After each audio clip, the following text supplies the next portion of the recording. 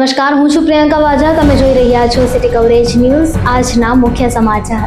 જૂનાગઢની દુષ્કર્મ પીડિત સગીરાને ગુજરાત હાઈકોર્ટે 19 સપ્તાહના ગર્ભના ગર્ભપાત માટે મંજૂરી આપી છે. કોર્ટે જણાવ્યું છે કે પીડિતાને ગર્ભ રાખવા મજબૂર કરવી એ અમાનવીય અને તેના માનસિક સ્વાસ્થ્ય માટે નુકસાનકારક છે. આ કેસમાં ઉના પોલીસ મથકે પોક્સો હેઠળ ગુનો નોંધ્યો હતો, જેના આધારે કોર્ટે GMERS મેડિકલ કોલેજના નિષ્ણાંત તબીબોની દેખરેખ હેઠળ ગર્ભપાતની પ્રક્રિયા કરાવવાનો આદેશ આપ્યો છે. જૂનાગઢ જિલ્લા કોંગ્રેસ પ્રમુખ અમિત પટેલ સામે સ્થાનિક સ્વરાજ્યની ચૂંટણીઓનું ફંડ પ્રતિ પ્રમુખ 25,000 અંગત ખાતામાં રાખી પચાવી પાડવાના આક્ષેપો સાથે પક્ષનો આંતરિક વિવાદ સપાટીએ આવ્યો છે. તનતોડ મહેનત કરવા છતાં ચૂંટણી ફંડ ન મળતા સ્થાનિક કાર્યકરોમાં ભારે રોષ છે. પ્રદેશ નેતાગીરીના મૌન વચ્ચે નારાજ કાર્યકરો હવે આરપારના મૂડમાં આ સમગ્ર નાણાકીય વ્યવહારની પારદર્શક તપાસની માંગ કરી રહ્યા છે. જૂનાગઢના ભવનાથ સ્થિત પવિત્ર દામોદર કુંડમાં પુરુષોત્તમ માસ પૂર્ણ થતાં જ મેન્ટેનન્સ અને સફાઈ કામગીરીને કારણે 16 અને 17 જૂન એટલે કે મંગળવાર અને બુધવારે એમ 2 દિવસ માટે સ્નાન અને પિતૃતર્પણ સહિતની ધાર્મિક વિધિઓ બંધ રહેશે. દામોદર કુંડ તીર્થ ગૌર સમિતિના પ્રમુખ નિલેશભાઈ પુરોહિતના જણાવ્યા અનુસાર આ 2 દિવસ ઘાટ સંપૂર્ણ બંધ રહ્યા બાદ 18 જૂન ગુરુવારથી દામોદર કુંડ ભાવિકો માટે ફરી રાબેતા મુજબ શરૂ થઈ જશે.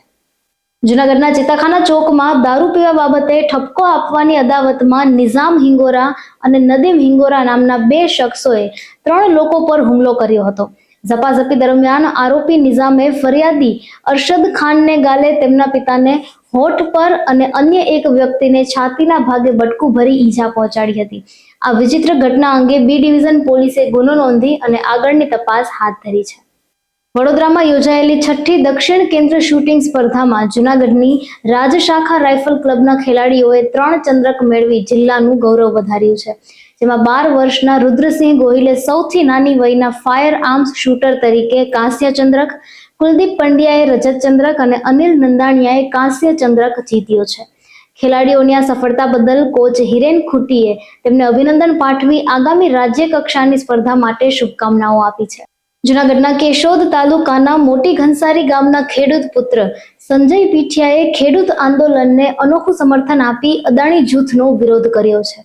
પોતે આંદોલનમાં પ્રત્યક્ષ જોડાઈ ન શકતા તેમણે પોતાના ઘરે સોલાર સિસ્ટમ ખરીદતી વખતે અદાણી સોલારને બદલે અન્ય કંપનીની પસંદગી કરી હતી.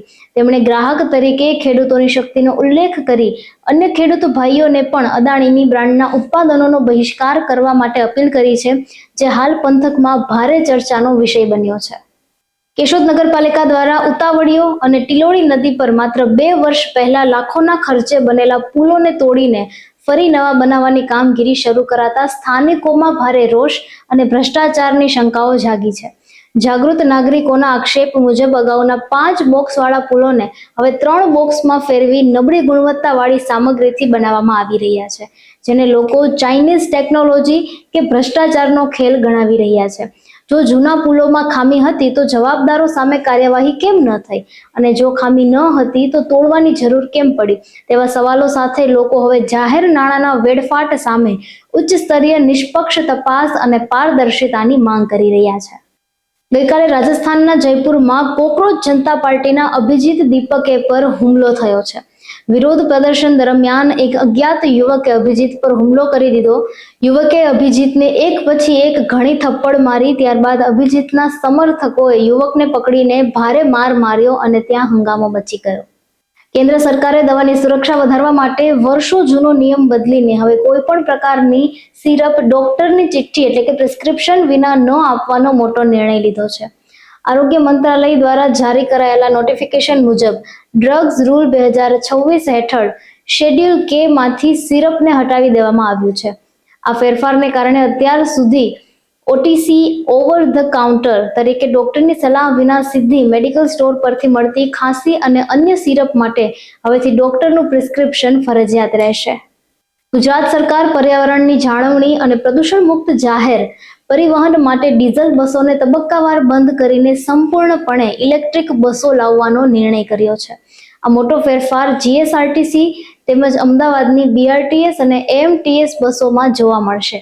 આ પરિવર્તન સરકારની નવી ઇલેક્ટ્રિક વ્હીકલ પોલિસી અંતર્ગત કરવામાં આવશે, જે ચાર્જિંગ ઇન્ફ્રાસ્ટ્રક્ચર વધારવા અને ઈવી ઉત્પાદનને વેગ આપવા માટે ટૂંક સમયમાં જાહેર થઈ શકે છે.